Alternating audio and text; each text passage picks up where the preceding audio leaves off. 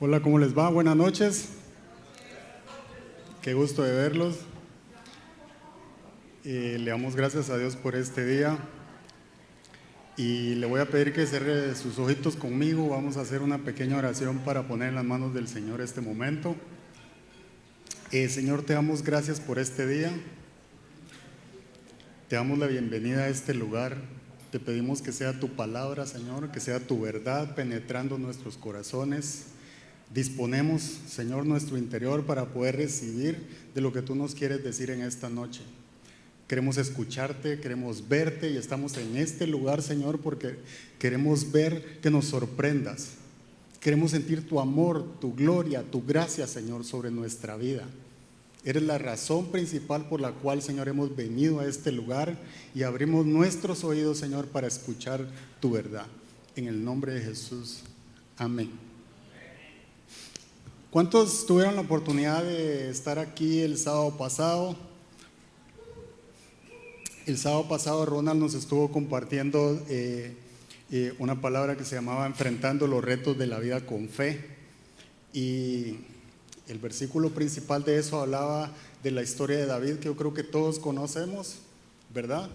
Y cómo enfrentó, digamos, no solo a Goliat, sino la actitud que tuvo y lo que utilizó, lo que Dios utilizó para poder transformar ese momento en un momento que cambiaría la vida no solo de David, sino del resto de las personas que estaban ahí. Yo creo firmemente que nosotros estamos en esta vida no para pasar desapercibidos. Dice la Biblia que nosotros hemos sido llamados a ser luz y a ser sal de esta tierra. Eso significa que todo lo que hacemos, alguien lo mira, ¿verdad? Que alguien se da cuenta de lo que sucede en nuestras vidas. Por eso es que nosotros hemos sido llamados a ser testigos de Dios. Y Santiago 1, del 2 al 4 nos dice lo siguiente. Dice: hermanos míos, considérense muy dichosos cuando tengan que enfrentarse con diversas pruebas, pues ya saben que la prueba de la fe, de su fe, produce constancia, y la constancia debe llevar a feliz término la obra, para que sean perfectos e íntegros sin que les falte nada. Una de las cosas que tienen los retos es que no es que aparecen así, ¿verdad? No es que yo llego a la universidad y digo, bueno, vengo a inscribirme para ser ingeniero y al mes ya soy ingeniero. Eso no sucede, ¿verdad?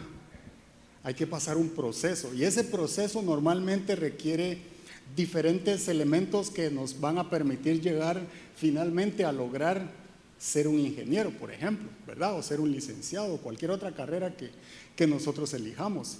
Y la vida está llena de procesos normalmente, ¿verdad? Entonces, hablábamos de retos, y los retos requieren cosas que de parte nuestra debemos hacer. Porque a veces ponemos nuestros ojos en aquellas personas que han conseguido ciertas cosas que nos parecen importantes, pero no queremos vivir lo mismo que esas personas han vivido, ¿verdad? Le voy a poner un par de ejemplos. Bueno, hace un mes terminó el Mundial y, por ejemplo, Cristiano Ronaldo decía lo siguiente. Le voy a hablar de Cristiano y de Messi porque para evitar el conflicto, ¿verdad? Porque algunos van por uno y el otro por el otro, pero dice Cristiano en una entrevista, dice: cuando yo era joven le dije a mi papá, seremos ricos y tendremos una enorme casa. Entonces él dijo: hijo, eso es imposible. Hoy tengo lo que le dije a mi padre, pero ya no tengo a mi padre. Cristiano Ronaldo, a los 37 años de edad, acaba de tener el contrato más grande de todos los futbolistas. A los 37 años de edad. A los 37 la mayoría de los jugadores está jubilado. Ya no da nada. Ya está en segunda o en tercera división. Pero los compañeros de Cristiano Ronaldo, hablando de él, se expresan de la siguiente forma y dicen: esa persona es el primero que llega a los entrenamientos y se va 2 horas después de que todos nos hemos ido. Ahí ya la cosa no se pone igual, ¿verdad? Porque ya no todos queremos hacer el esfuerzo que hace Cristiano Ronaldo, pero sí queremos lo que él ha conseguido. Y esas cosas no suceden mucho, ¿verdad? Cristiano Ronaldo es el ganador de 5 balones de oro. Es el segundo futbolista que más ha ganado. Pero una de las cosas que tiene es que yo creo que es, a mi criterio, el futbolista más disciplinado que yo conozco. No el mejor, pero sí el más disciplinado.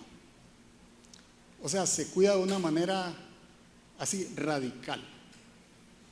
Decía un futbolista, es aburrido ir a una fiesta en la casa de Cristiano porque no hay guaro, no hay licor, no hay carne, ¿verdad?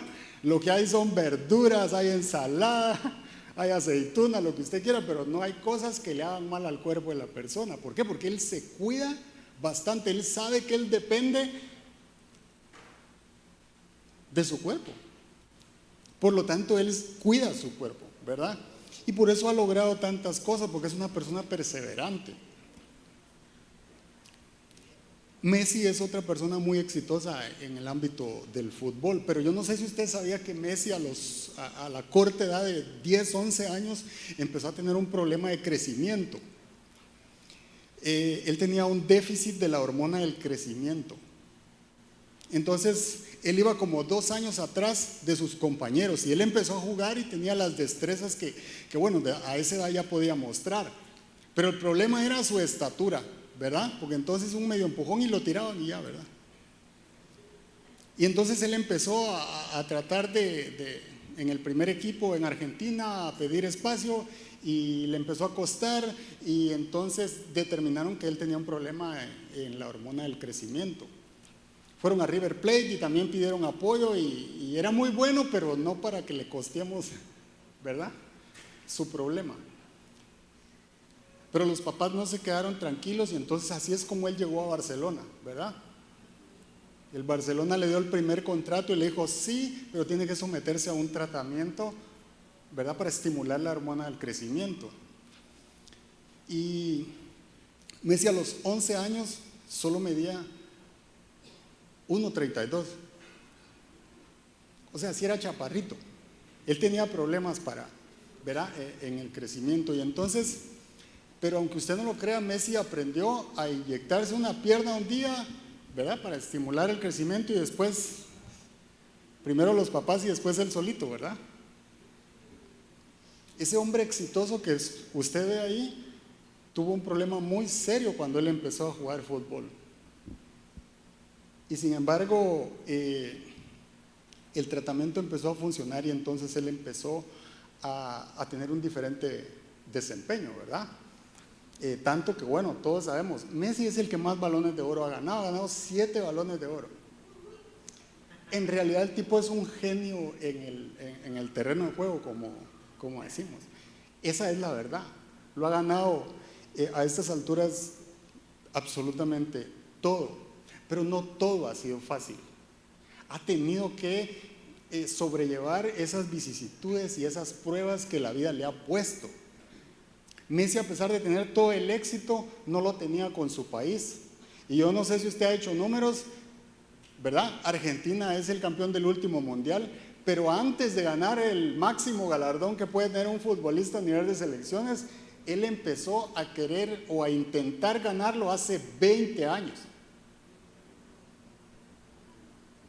Son 5 mundiales. Solo hay 6 futbolistas que han jugado 5 mundiales. Bueno, le llevó 20 años ser campeón mundial. Las cosas no son tan fáciles como muchas veces parecen. Y hay muchos jóvenes que quisieran el éxito que tiene Messi o el éxito que tiene Cristiano Ronaldo, pero no quieren tener la misma disciplina, la misma perseverancia y esforzarse de la misma manera como ellos lo han hecho.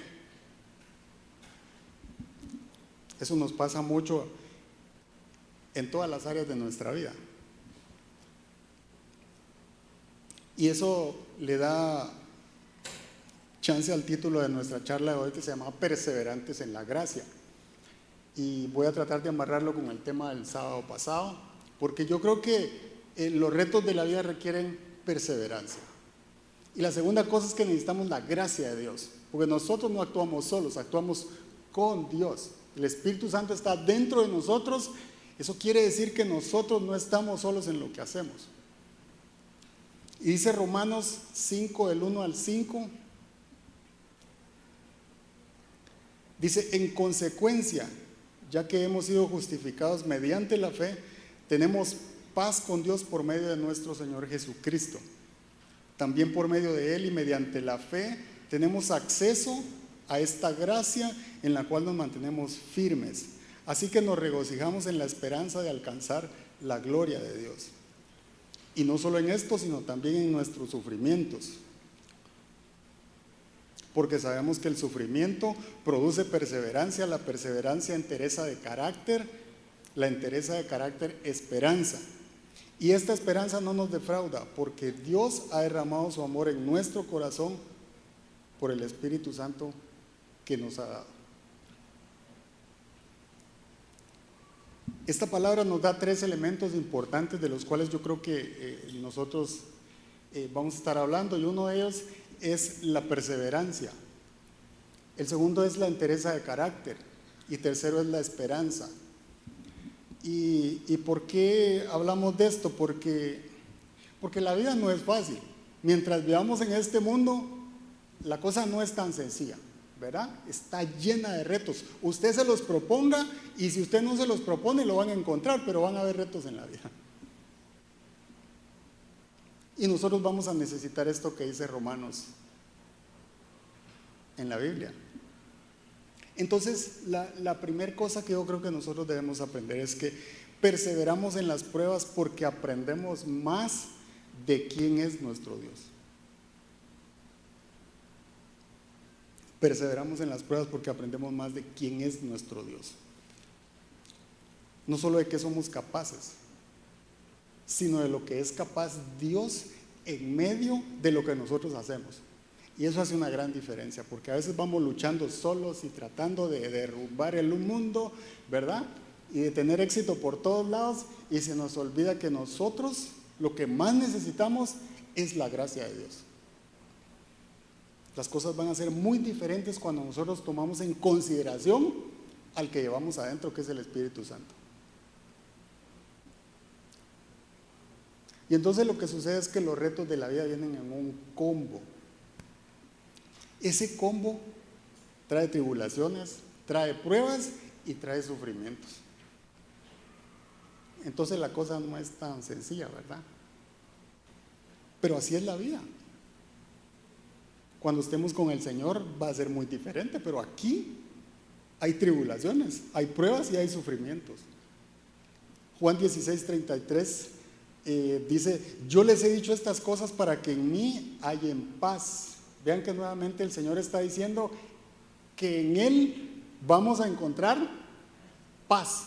Y la primera cosa que nos roban los retos se llama paz, porque nos sentimos atribulados, nos sentimos aturdidos en medio de los sufrimientos o en medio de las pruebas que podamos estar pasando.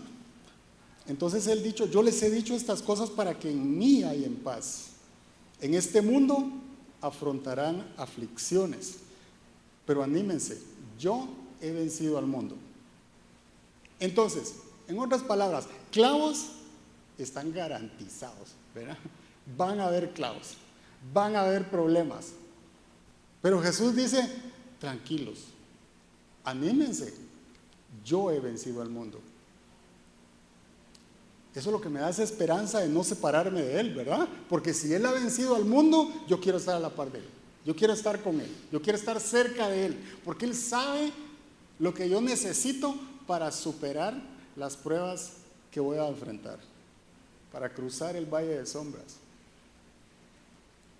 Él ya recorrió parte de ese camino, Él conoce el camino y Él sabe cómo guiarme, Él sabe qué decirme, Él sabe cómo alimentarme, Él sabe cómo darme fuerzas, Él sabe todo de mí y de usted.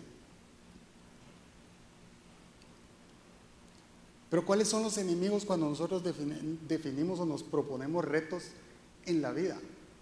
Yo le voy a mencionar 5.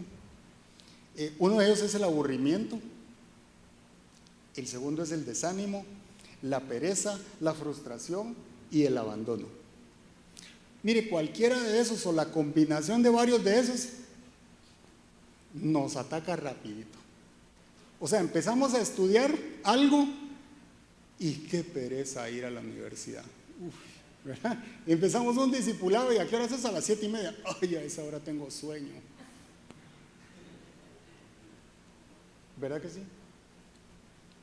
Yo si no fui al anterior y llego al otro y empiezan a preguntar y yo ando, pero más perdido, ¿verdad? Y entonces, ay no, ya no me voy a conectar porque me perdí el primero, entonces ya me desconecté el segundo y en el tercero ya voy a andar más perdido. Yo le voy a decir una cosa, lo más fácil es rendirse. No necesitamos absolutamente nada para darnos por vencido.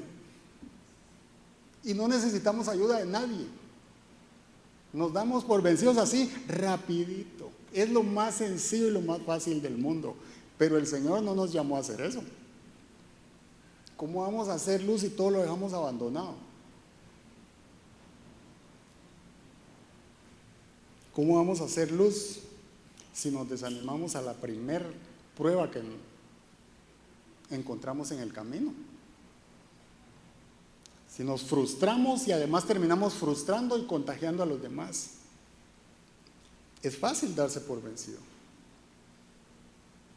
Y entonces buscamos excusas. Déjenme darle dos, por ejemplo. La primera excusa que encontramos cuando nos rendimos ante cualquier reto es que nos comparamos. Y entonces decimos, es que a ese todo se le da. ¿Verá? La persona con la que nos comparan. Es que a ese todo se lo dan. Ese nació en cuna de oro. En cambio yo, todo me lo tengo que ganar con esfuerzo y con sudor. Nadie dijo que iba a ser fácil. La segunda es que nos justificamos. Creo que esa me pasaba mucho, o me pasa mucho. Nos justificamos y entonces decimos, esto me está pasando por lo que hice o por el pecado que cometí. Entonces seguramente Dios me está pasando la factura salado. Entonces tratamos de hacer de nivelar nuestro fracaso con nuestro pecado. Y eso no es bíblico. Pero lo hacemos mucho. Es que esto me está pasando porque hace un mes hice tal cosa. Y entonces ya dejo por un lado lo que me había propuesto. Ya dejo tirado el reto, ya dejo tirada la meta. ¿Por qué? Porque yo creo que ya Dios me dijo que no. Ya me cortó las alas y entonces hasta aquí llegué, se acabó eso. Es más fácil quedarse cómodo, ¿verdad?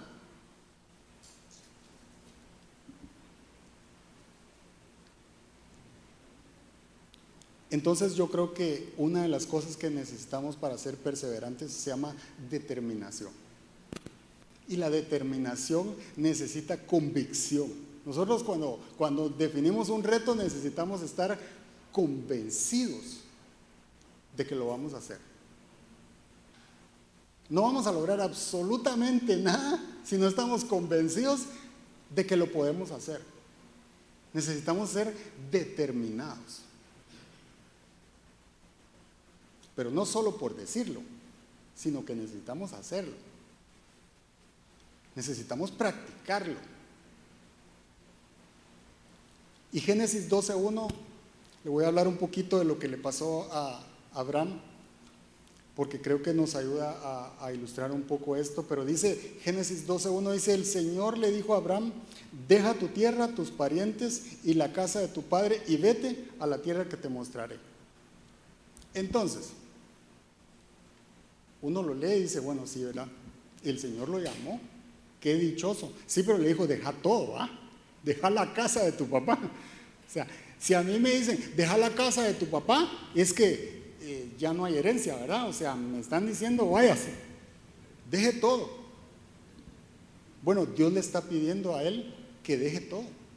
Deja tus parientes, la casa de tu papá y vete a donde yo te voy a decir. O sea, ni siquiera le dijo, va a ser así, vas a ir allá. No, no sabes más.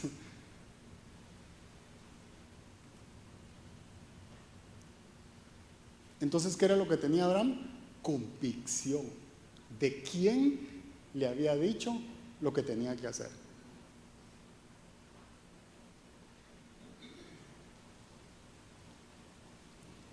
Y a veces nosotros sabemos lo que Dios nos está pidiendo, pero no estamos convencidos de obedecerle en aquello que sabemos que Él nos ha dicho.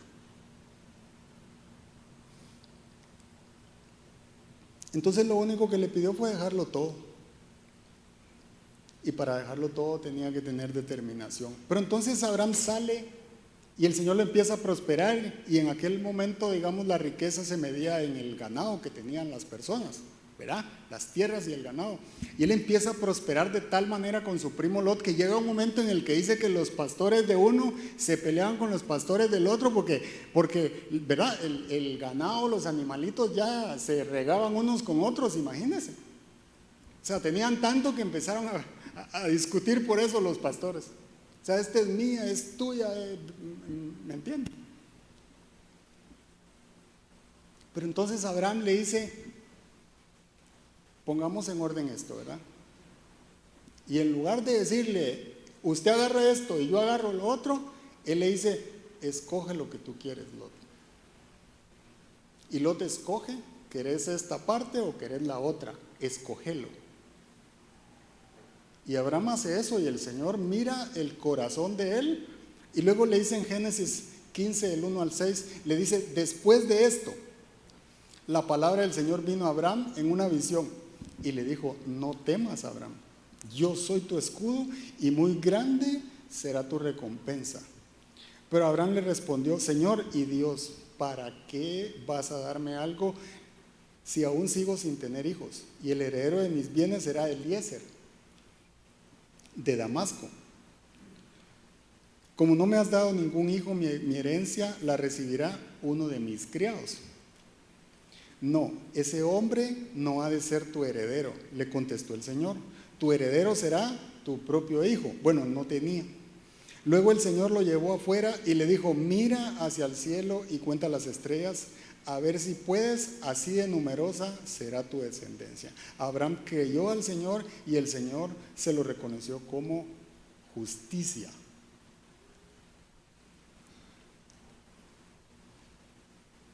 El Señor tenía un plan con él. Y nuevamente, viendo el corazón de Abraham y la confianza que él tenía en Dios, le vuelve a repetir, tranquilo, lo que tenés, yo te lo doy. Y te dije que vas a tener una descendencia. Y a nosotros muchas veces se nos olvida las promesas de Dios. En cuanto viene la prueba, entonces empezamos a desistir, pues ¿será que era de Dios? ¿Será que no era de Dios? ¿Será que le creo? ¿No le creo? Aquí la cosa está dura.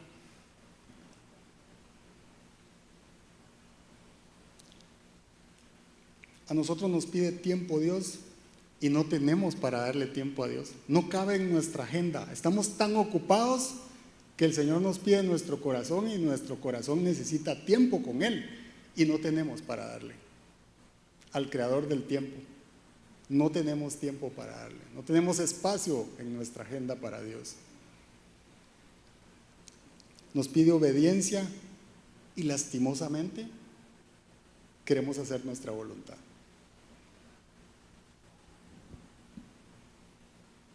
Y una cosa que nosotros vemos con Abraham es que él estaba siendo obediente en aquello que Dios le había dicho que hiciera.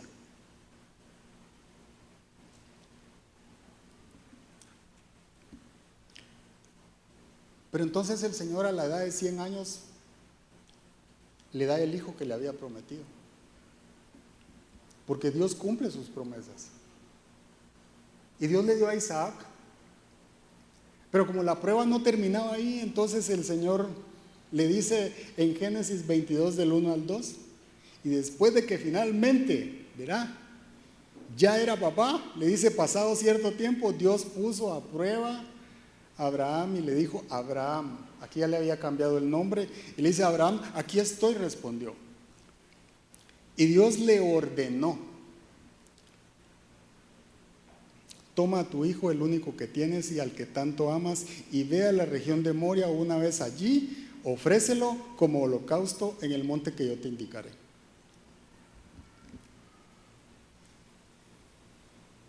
Aquí ya no solo le estaba diciendo salí, andá y allá te voy a dar tal cosa. Aquí le estaba pidiendo lo que tanto había costado que le diera a Dios. Y se lo estaba pidiendo, pero dice que Abraham obedeció. Usted lee el capítulo 22 y dice: Abraham inmediatamente agarró sus tiliches, agarró sus chivas, y allá vamos para el monte Moria con 2 criados y con Isaac. Y yo me pregunto: ¿y qué pasa con la recompensa y el heredero? Si me está pidiendo al que es el heredero, ¿verdad? ¿Qué va a pasar con todo lo que me has dado, Señor, si me lo estás pidiendo? Otra vez me voy a quedar sin nada, ¿verdad?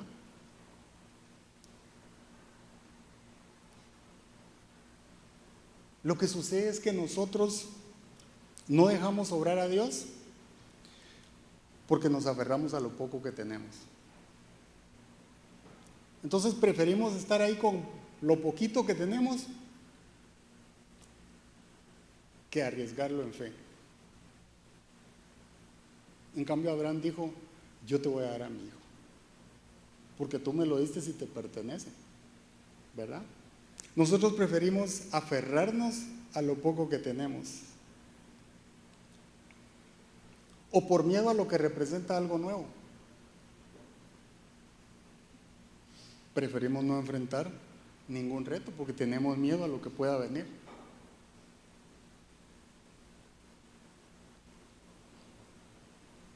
Entonces lo que sucede es que nosotros lo que pretendemos es estar seguros y cómodos. Y si algo va a hacer Dios, es desacomodarnos. Si algo va a hacer Dios, es sacarnos de nuestra zona de confort para que veamos su gloria, para que veamos el camino por el cual Él quiere que nos lleve. Si algo va a hacer Dios, es desafiar aquello que nosotros creíamos por lo que Él puede hacer en nuestra vida. Y para eso vamos a necesitar fe.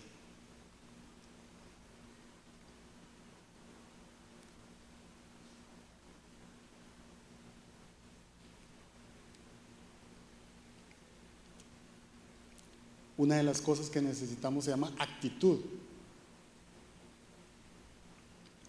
Porque mire, Dios no solo le estaba pidiendo a su único hijo, al heredero. Es que Dios le pidió mucho más. Si nosotros nos detenemos un poquito en el contexto y le damos un poquito de imaginación, no solo le pidió a su hijo y llevarlo al monte Moria y ahí te voy a dar más instrucciones. No, es que le dijo: agarre los fósforos, la gasolina, la leña, los criados, y no solo me lo vas a entregar, vos lo vas a sacrificar. Eso era lo que Dios le estaba diciendo a Abraham: vos vas a sacrificar, vos vas a presentar a tu hijo delante de mí. Eso era lo que le estaba pidiendo el Señor a Abraham.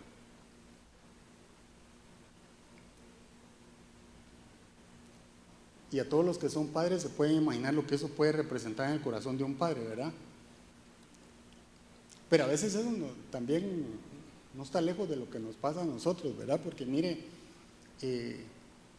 con los hijos, a nosotros, por ejemplo, nos costó tener hijos 3 años y no podíamos, ¿verdad? Pero con los hijos pasa algo parecido. Es que cuesta tener hijos, no solo en esta época, siempre ha costado. Es parte de la vida. Mire, primero nos cuestan las desveladas, ¿verdad? Porque lloran y lloran y uno no sabe ni qué tienen. Después hay que cuidarlos y uno no sabe ni qué darles, y vive al teléfono con la suegra y preguntándole qué le puede dar, qué no le puede dar. Después educarlos con lo caro que están los colegios. Mire, hay que educarlos, y ahí está uno viendo cómo hace, cómo presta, cómo hace para sobresalir, para poder pagar el bendito colegio. Y después, cuando llegan adolescentes, hay que soportarlos.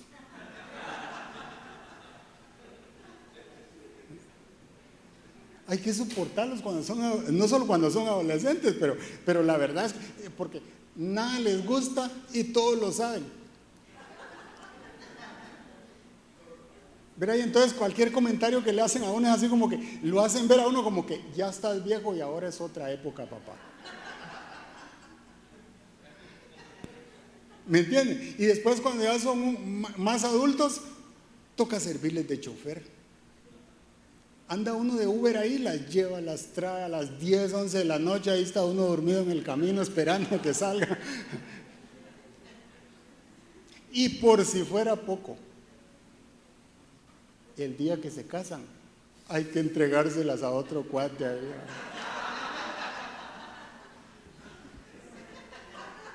Algo parecido con lo que le pasó a Isaac. Mire, el día que se casan mis hijas voy a tener que entregárselas a otro cuate ahí.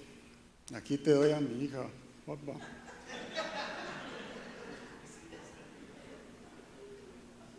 Usted sabe, es difícil, ¿ah?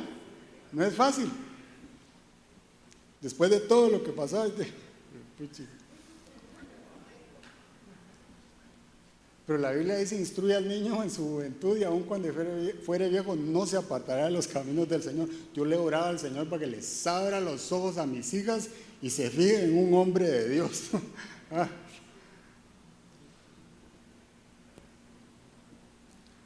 Y le he pedido a Dios que me dé gracia y favor para ser buen suegro, porque eso sí cuesta.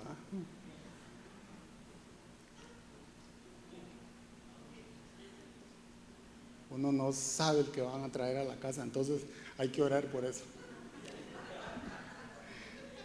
Hay que ser perseverante en la vida, hay que ser perseverante. Entonces hay que tener actitud, hay que creerle a Dios.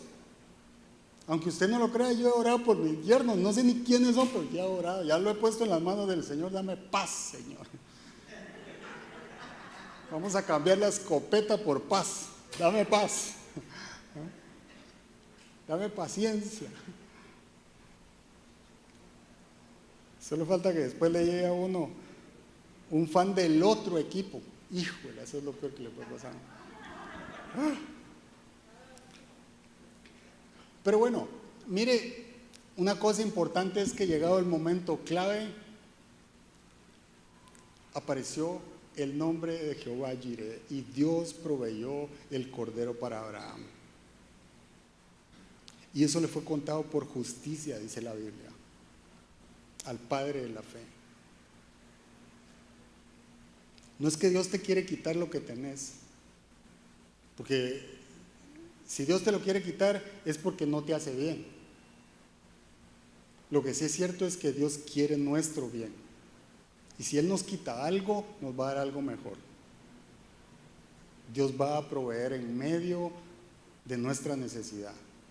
Él está presente, no estamos solos. Debemos de perseverar, debemos de creer, debemos de tener la actitud de que si yo le oré y le pedí a Dios, voy a ver su mano en medio de aquello que yo le pedí al Señor. ¿Cómo? No sé, pero mi corazón tiene que estar afianzado en que estoy aferrado, anclado a una promesa que hizo Él.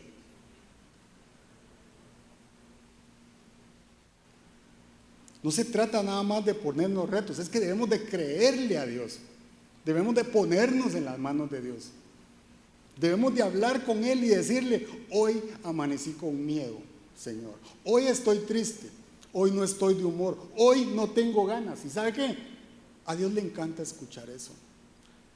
Porque entonces vamos a recibir gracia de Dios. Entonces vamos a recibir nuevas fuerzas de Dios. Entonces vamos a recibir al Espíritu Santo que nos reanima, que nos aconseja, que nos ayuda.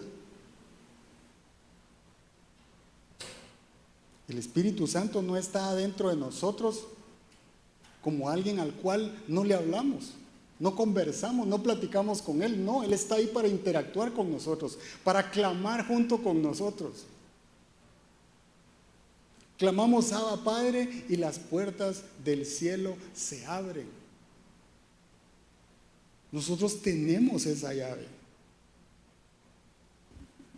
Eso requiere actitud. La segunda cosa es que la perseverancia en medio de las pruebas nos ayuda a desarrollar nuestro carácter como seguidores de Cristo. Segunda de Timoteo 1:7 dice: pues Dios no nos ha dado un espíritu de timidez, sino de poder, de amor y de dominio propio. En otras palabras, como dicen los mexicanos, ¿va? Aguántese como los machitos. Si usted está en medio de una prueba, échele ganas. Créale a Dios. Doble rodillas. Ore. Esté determinado, convencido de que va a haber la mano de Dios en medio de su circunstancia.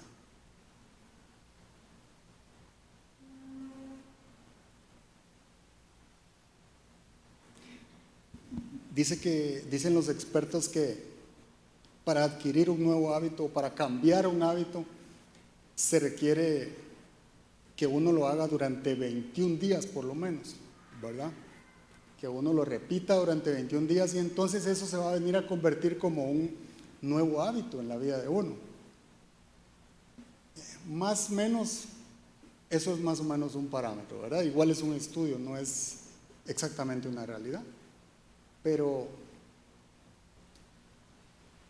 lo cierto es que para cambiar algo debemos dejar de hacer algo. Y tenemos que tener el carácter cuando estamos en medio de una prueba. Yo recuerdo que una vez venía de Guatemala en el avión y venía un compañero que trabajaba conmigo, ¿verdad? Y se sentó en el centro y ahí yo me senté en la orilla y se levantó la camisa, ¿verdad? Sacó su mochila, se levantó la camisa, sacó una aguja y ¡pla! Y yo me quedé asustado. Y yo me quedé asustado porque, digamos, yo no había visto eso. Yo dije, uy, se está drogando ¿verdad? Y a los dos nos van a levantar aquí. O sea, en pleno avión. Y entonces yo sí me asusté. Y yo, ¿pero qué estás haciendo, verdad? Y entonces él me explicó, es que soy diabético. O sea, yo me inyecto Dolori todos los días, en la mañana y en la tarde. Hijo de pucha, ¿y lo haces vos solito? Sí. Donde esté, ¡pla! Aquí, donde sea, ¿verdad? Al principio no es sencillo, porque alguien le tuvo que enseñar a pincharse solo, pero ya tienen tal práctica, ¿verdad? Después de repetirlo tantas veces, que se pinchan solos. Ya no tienen miedo de hacerlo. ¿Por qué? Porque ya se convirtió en un hábito. Eso lo que me dice es que la constancia está alineado con ser perseverante, ¿verdad? Hay que ser constante en las cosas. No se trata de andar abandonando la carrera cada rato, no, hay que ser constante. A veces no nos queremos conectar a los discipulados o al estudio bíblico porque simplemente nos da pereza. Entonces decimos, no, mejor los sábados. Y si no hay clásico, ¿verdad? O si no juega mi equipo. Entonces sí, el sábado, ¿verdad? Pero eso de conectarse a otra cosa que ya no. Es como mucho para mí. Porque todo lo queremos fácil. Pero déjeme decirle que las grandes cosas llegan por hacer muchas cosas pequeñas. Es como una línea, está llena de una sucesión de puntos, así de sencillo. Queremos cosas grandes, tenemos que empezar por ser constantes en las cosas pequeñas. Craig Groeschel dice lo siguiente y me gustó mucho, dice: el camino hacia tu mayor potencial atraviesa directamente el camino de tus mayores miedos. Y tiene toda la razón, ¿verdad? El camino hacia tu mayor potencial atraviesa directamente el camino de tus mayores miedos. Y eso es cierto. Cuando nosotros queremos algo relevante o algo importante o lograr algo que tiene mucho valor para nosotros, eso nos va a retar, eso nos va a dar miedo, eso nos va a hacer salir de la zona de confort, eso nos va a hacer aprender cosas que no sé, esforzarme más allá de lo que hasta este momento lo he hecho.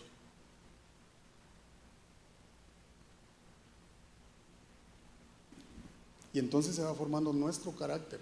Empezamos siendo constantes, pero el Señor lo que quiere es que desarrollemos un carácter de cristiano. Y eso requiere sabiduría. Y la sabiduría, mire, el principio de la sabiduría es el temor a Dios, pero también sabiduría es aprender de los errores ajenos y de los propios. O sea, no hay que ser tan sabio para saber, yo no voy a repetir los clavos que otro tiene, porque si no, voy al mismo, ¿verdad? a toparme con la misma piedra. Hay que aprender de los errores de los demás, pero también de los propios, ¿verdad? Dice un refrán: al entendido, por señas.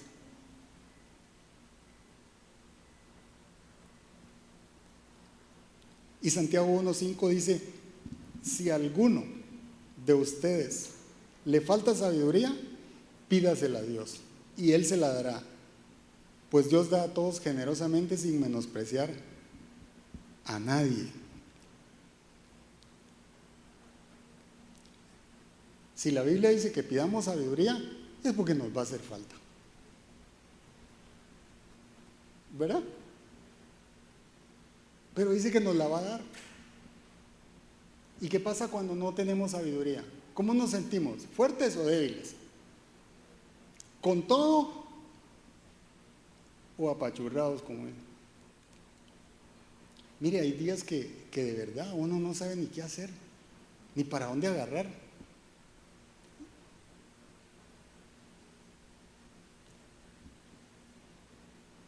Hay días de incertidumbre, pero no podemos tirar la toalla a las primeras de cambio. No podemos darnos por vencidos en cuanto encontramos un obstáculo.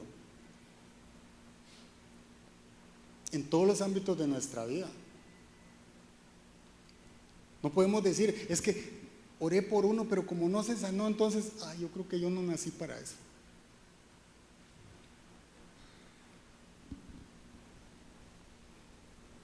Pues no se le sanó el primero, y tal vez el segundo tampoco, y el tercero tampoco, y el cuarto tampoco, y quizá no se le sane ninguno. Pero sígalo haciendo y va a ver la mano de Dios en eso. Sígalo haciendo y va a ver cómo el Espíritu Santo va a empezar a hablarle, va a empezar a revelarle, va a empezar a guiarlo.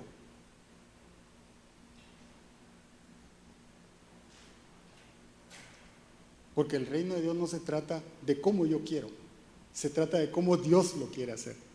Se trata de la voluntad de Dios y de lo que Él puede hacer en nuestras vidas. Se trata de ser obediente, se trata de que Dios va a formar nuestro carácter, porque si no, imagínense, el primero por el que yo oro y resucita al muerto y me muero yo, ¿verdad? Me espanté tanto que hasta ahí llegué. No, el Señor quiere desarrollar nuestro carácter. Y si al principio le da vergüenza, ore aunque sea callado en una esquina, donde quiera, tápese la cara, lo que sea, pero ore y deje que Dios obre.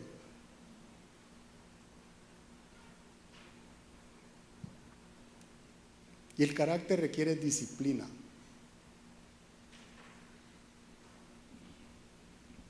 Dice que la disciplina vence a la inteligencia, tarde o temprano, ¿verdad? Eso significa que si fallo aquí, lo intento por este lado, pero no me voy a dar por vencido. Yo le pedí un milagro a Dios, y mientras Dios no me diga que no, voy a seguir orando, voy a seguir clamando, voy a seguir creyéndole. Porque Dios no me ha dicho que no, y si no me ha dicho que no, Él me sigue preparando para algo que Él me quiere dar. Disciplina. La disciplina desarrolla nuestro carácter. Espiritualmente es igual. Nosotros conocemos a Cristo y oímos hablar del perdón. Bueno, perdono una vez, perdono la segunda vez, la tercera, la cuarta, la quinta. Hay un momento en el que a usted ya no le hieren las cosas pequeñitas. ¿Por qué? Porque usted ya tiene madurez en su carácter y ya no le ofende cualquier cosa. Pero si somos demasiado delicados, es porque ahí en esa área falta madurez.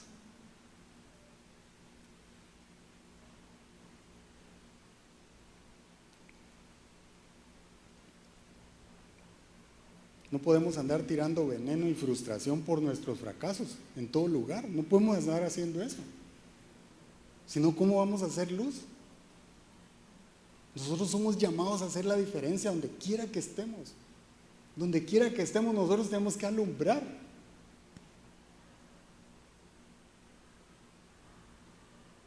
Aunque usted le pregunte adentro al Señor: ¿será que sí o que no, Señor? Usted tiene que ser luz. ¿Qué dice la Biblia? No sabe qué hacer. ¿Qué dice la Biblia? Dígalo. Diga lo que dice la Biblia. Eso no va a fallar. El mejor consejo está escrito en la palabra. No en lo que yo piense, no en lo que yo crea, porque mis sentimientos me pueden traicionar, mis emociones me pueden traicionar, pero la palabra de Dios no.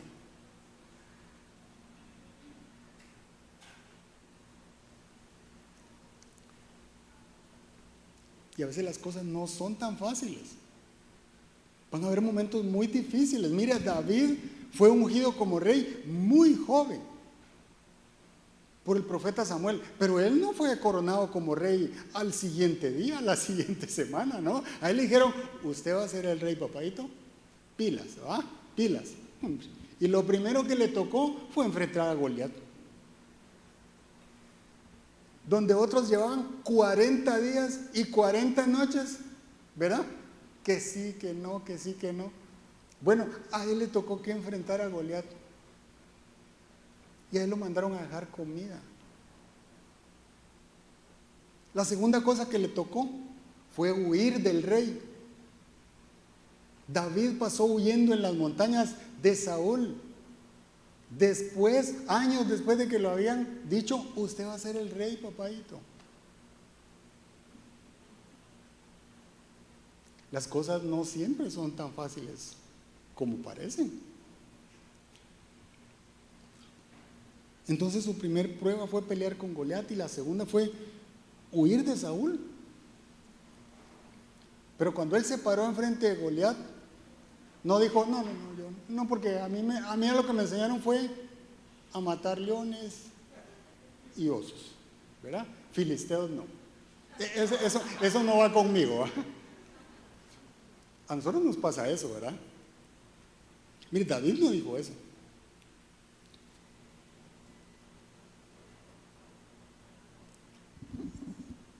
Mire lo que aprendimos el sábado pasado. La pregunta era, ¿qué tengo que Dios puede usar? ¿Qué tengo que Dios pueda usar? Y Dios te ha dado dones y talentos para cada momento, para cada situación, para cada circunstancia. Y David tenía dos cosas nada más, porque a él lo habían mandado a dejar comida a sus hermanos y a traer una evidencia de que estaban vivos, ¿verdad? Entonces David tenía comida, poquita, pero tenía comida, porque era para sus hermanos, no para todos los soldados. Y la segunda cosa que tenía era una onda. Y usted dice, una onda. Y eso fue lo que usó Dios. Dios usó la onda porque no aguantó la vestimenta de soldado. David tenía una onda. Y la piedra pegó exactamente en el único lugar donde le tenía que dar para que el gigante se muriera, que fue en la frente. En cualquier otro lugar no hubiera pasado nada. Eso se llama gracia. Pero ¿sabe qué hizo David? David dijo, yo vengo en el nombre del Rey de los ejércitos. David sabía quién era él. David era un hombre disciplinado que estaba acostumbrado a luchar con osos y con leones. En otras palabras, él estaba disciplinado para usar su onda. Y eso fue lo que usó. Él no tenía duda de para qué estaba preparado. Porque Dios ya le había enseñado de qué podía ser capaz.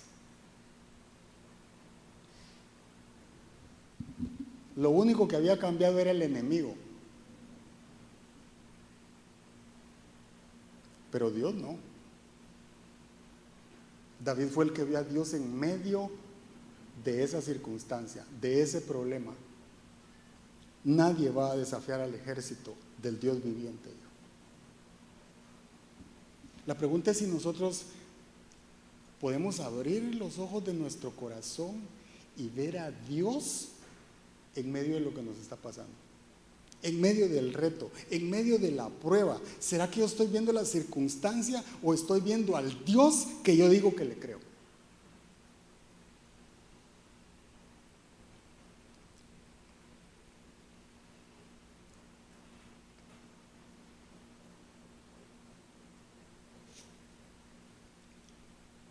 Y una cosa que vamos a ver en medio de las pruebas es que nuestro carácter se va a desarrollar como seguidores de Cristo. Nosotros vamos a ver a Dios actuar en nuestras vidas, en nuestras familias, con nuestros hijos, en nuestro trabajo. Para nosotros debería ser normal ver el reino de Dios en nuestra vida, en nuestro caminar.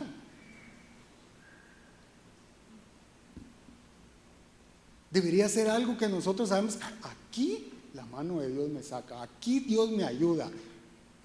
Él me trajo, Él me sostiene, Él es mi proveedor, nada me faltará. El Señor, yo voy a ver la mano de Dios en esto. Debemos de estar convencidos de que si nosotros decimos que seguimos a Dios, que le creemos a Dios, Él va a actuar en medio de lo que nos está sucediendo. No puede haber duda de eso.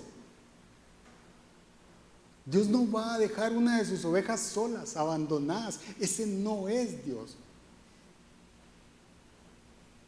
Y eso va a desarrollar nuestro carácter, nuestra madurez espiritual. Entre más nosotros le creamos a Dios, entre más le confiemos a Él, entre más nos refugiamos en Él, más vamos a ver su mano en nuestra vida.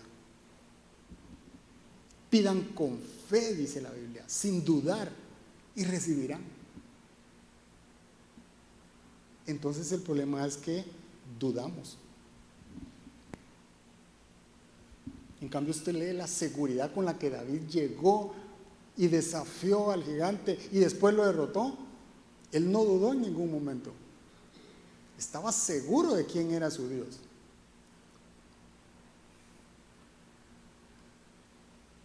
Debemos de ser constantes, debemos de tener la actitud, la determinación, la convicción, la disciplina para lograr los retos que nos hemos propuesto. De eso se trata la fe.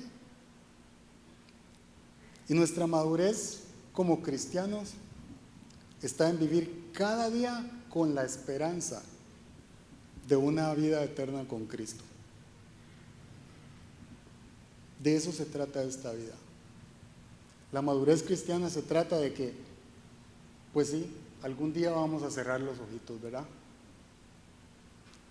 Pero ese va a ser el primer día que le veamos a Él.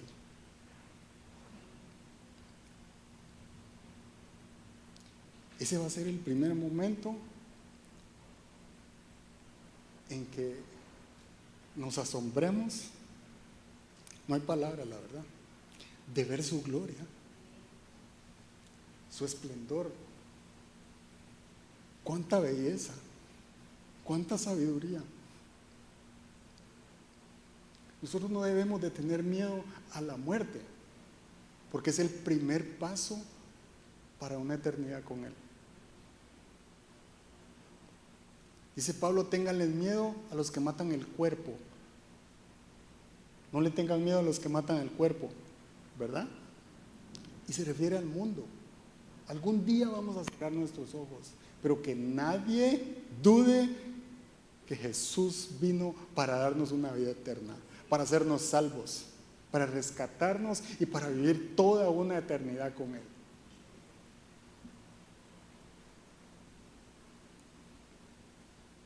Primera de Corintios 9, el 24 al 27,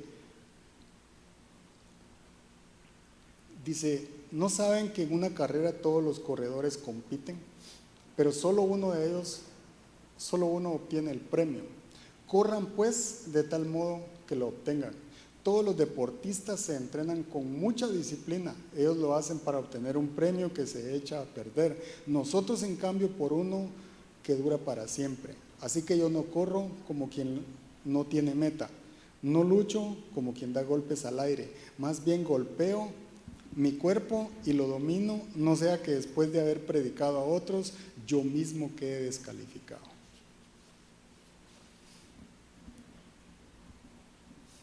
Corran pues de tal modo que lo obtengan.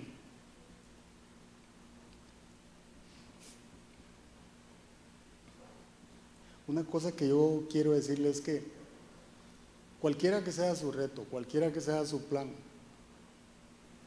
debe estar en las manos de Dios.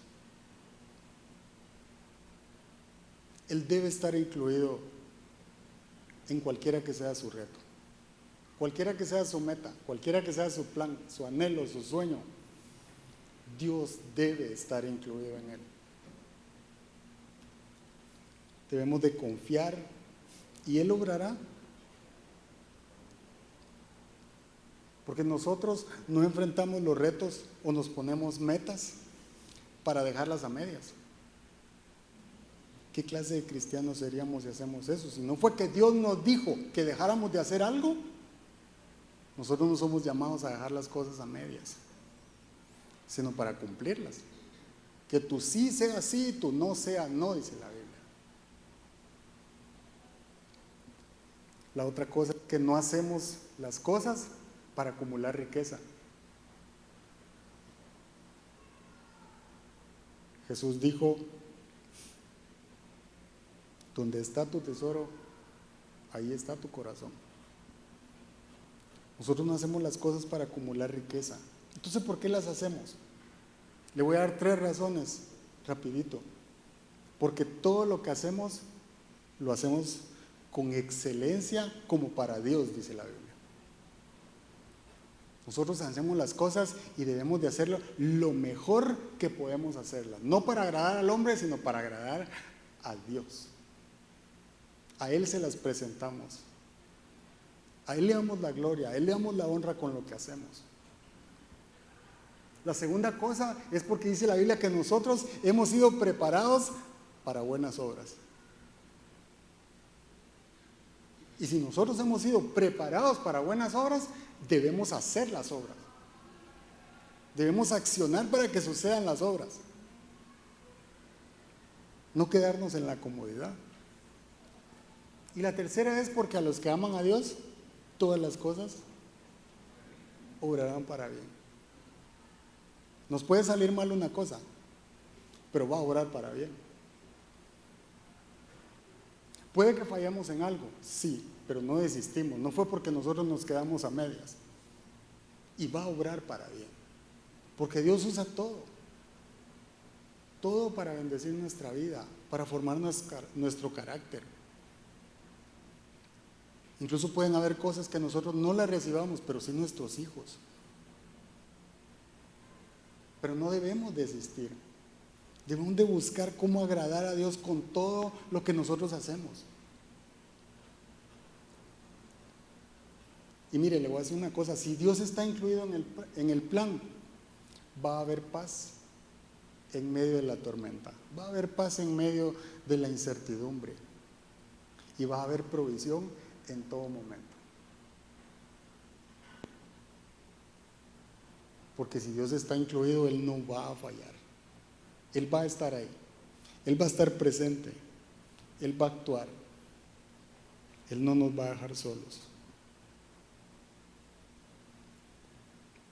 Y termino con Romanos 5, del 1 al 2.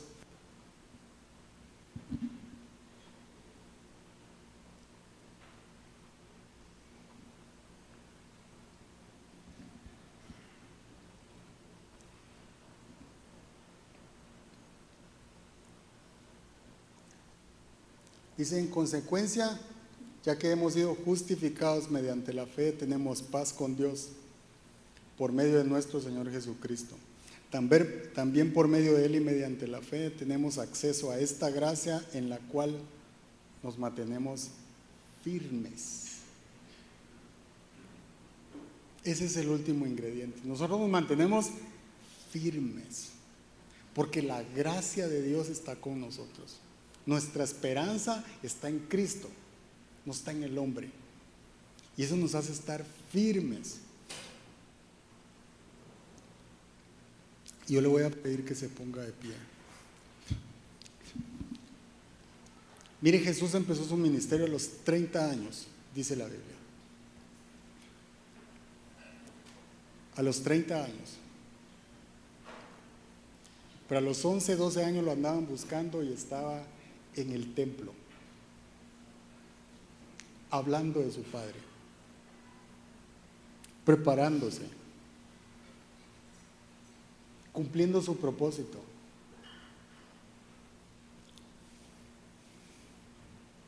Jesús cumplió su propósito a pesar de que sabía que lo iban a traicionar, que lo iban a golpear, que lo iban a escupir, que lo entregarían. Y a pesar de eso, Él decidió cumplir su plan. Decidió cumplir su propósito. Él decidió sufrir y padecer porque eso era la paga del pecado. Él decidió llevar nuestra carga y derramar su sangre en esa cruz del Calvario, cosa que nos tocaba a nosotros. Pero Él pagó eso para darnos el mayor regalo que nosotros podemos recibir, que es nuestra salvación. El acceso a la vida eterna nos lo dio Jesús. Y Jesús decidió cumplir su plan. Y solo tenía 33 años cuando fue a la cruz. Y en los momentos más difíciles es cuando Jesús dice: si es posible, pasa de mí esta copa, pero que no se haga mi voluntad, que se haga la tuya, Padre. El plan era el plan de Dios. Que alguien pagara por nuestros pecados. Y Jesús fue a la cruz para pagar por nuestros pecados, para darnos la salvación, para darnos vida eterna. Pero una cosa que nos sucede mucho es que yo creo que habemos muchas personas que simplemente no tenemos metas, no tenemos nada que nos rete, menos que sepamos nuestro propósito. Lo escuchamos pero no lo tenemos y no lo sabemos. Y eso a veces lo único que nos hace es pensar que estamos en el 2023 simplemente esperando que pase cualquier cosa, lo que vaya a pasar, lo que vaya a suceder. Y Dios te ha traído a este lugar porque Él tiene planes para nosotros. O quizá hay personas en este lugar que todo lo intentan y sienten que en todo fallan. O que se plantean retos todos los años y de todos modos desisten una y otra vez, año tras año. Y sienten que no logran nada y el fracaso se apodera poco a poquito en nuestro corazón. Pero Romanos nos habla de que tenemos acceso a la gracia. Y para algo sirve la gracia. Para algo sirve la gracia. Y si yo tengo anhelos, si yo tengo sueños, como espero que todos ustedes lo tengan, Hebreos 14, 4, 16 dice: así que acerquémonos confiadamente al trono de la gracia.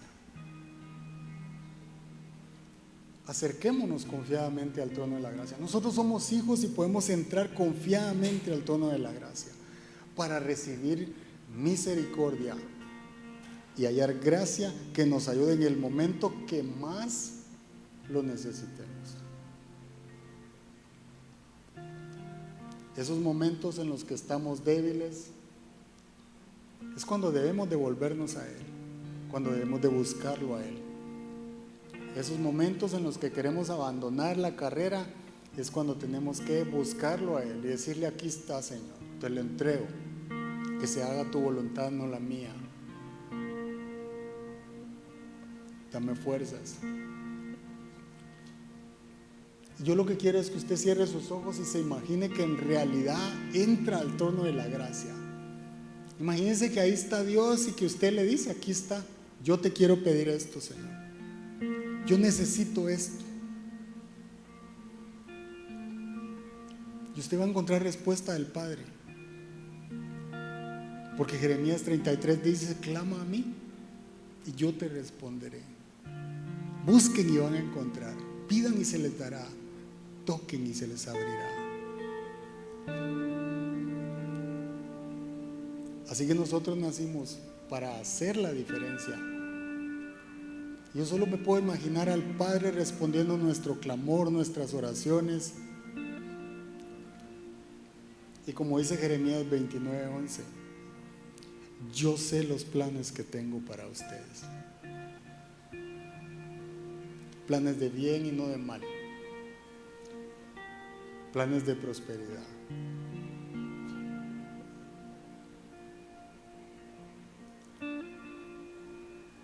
Dios tiene cosas mejores para nosotros cuando nosotros lo buscamos, cuando nosotros le creemos, cuando en realidad ponemos nuestra convicción en Él, cuando tenemos la certeza de que Él obrará en el camino en que estamos recorriendo, cuando tenemos la determinación de que vamos a ver la mano de Dios en aquello que le hemos pedido. Vamos a ver la gloria de Dios porque somos sus hijos, porque hemos sido preparados para buenas obras. Dice que Él planeó de antemano. Nosotros fuimos llamados a ver la mano de Dios en nuestra vida, a ver obrar su reino en lo que hacemos. Por eso oramos unos por otros, porque estamos convencidos de que el Espíritu Santo puede hacer algo en la vida de las personas. Por eso oramos por los enfermos, porque estamos convencidos de que la mano de Dios puede sanar al enfermo.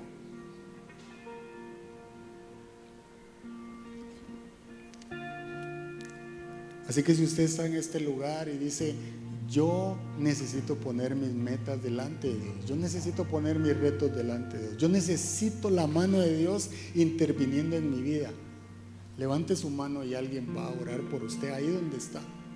Y si usted quiere pasar adelante, puede pasar. Si usted dice: yo necesito a Dios porque todo lo que inicio lo dejo a medias y no lo termino, no se preocupe por eso, pase adelante y entrégueselo a Dios.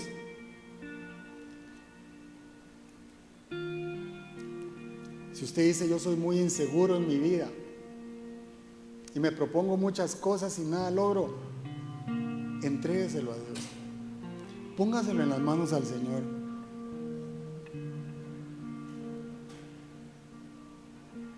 O tal vez usted llegó a este lugar y dice: en realidad no sé qué hacer, ya no sé qué hacer.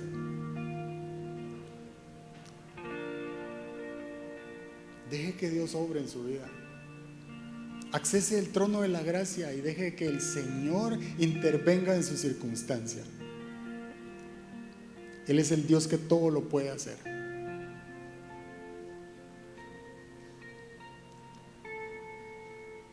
Si necesita oración, solo levante su mano y alguien se va a acercar ahí donde usted está. Y vamos a orar al Señor con todo nuestro corazón. Te damos gracias, Señor, por este día. Te damos gracias. Gracias por hablarnos, gracias por este día. Y queremos depositar todas nuestras esperanzas y nuestro corazón, Señor, toda nuestra fe en ti. Te pedimos que vengas y que irrumpas en la vida de cada uno, Señor. En el nombre de Jesús.